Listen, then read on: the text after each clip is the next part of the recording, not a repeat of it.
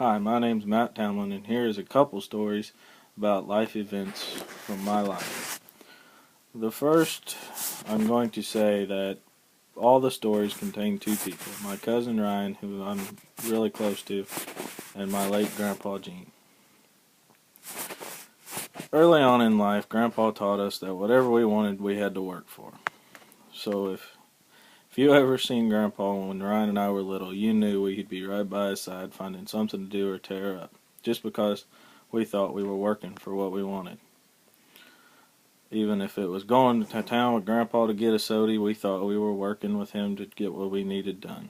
Or if it was going to the back just to shoot guns, we were learning a life skill that we would need to fulfill many tasks in our life. One story comes to mind is the time that Grandpa and I and Ryan went fishing. Well, we three got our poles ready. We loaded up on the four-wheeler. We went to the pond in front of Grandma and Grandpa's house. We sat there for 3 hours, didn't catch a thing. But we heard so many stories from Grandpa's past from when he was our age up until the present day.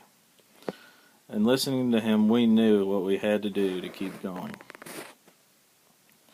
The second story is about the day Grandpa passed away.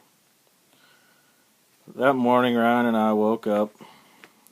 We knew we had things to get done for Grandpa, but we knew one of us had better stay there. Grandma, Aunt Susie, Aunt Rhonda, Uncle Andy, Uncle Brad, Katie, and Dad, and Dustin, and my mom all went to church.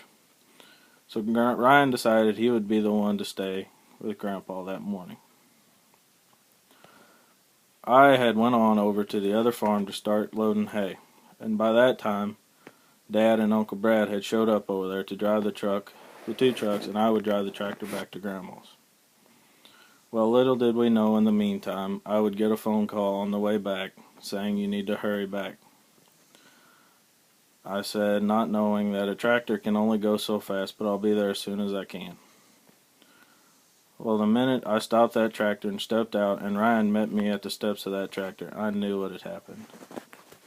It was not going to be a good day. So we all went inside and gathered around the bed where Grandpa laid. All the tears shed and everything else, but Ryan and I still knew yet, once the morticians came and got Grandpa, that there was stuff to be done. So he and I both went outside, fought through everything, picked ourselves up and dusted ourselves off, and got back to work. As he pulled the truck down into the lot for me to unload, he finally lost it, and that's when I could not hold it back any longer. We knew there would be no more fishing trips to Grandma's pond, no more trips to town to get soda, and no more times of going to the back and shooting guns. Not knowing what else to do, we went into the house and went into Grandma and Grandpa's bedroom and got his old shotgun down from the top above the door. Well, everybody asked, "What are you doing?" And we said, "Well, we're doing the only thing we know to do right now. It's what Grandpa and I and Ryan did almost every Sunday, went outside and just shot guns." Each time as we put that gun to our shoulder, we all both had a tear run down our face, because we could still hear him in the background saying, "Now you got to do this to get this right, or if you don't do this, you're not going to hit it right." I would have to say that's the best story I have ever been a part of in my life. The saddest, but also the best.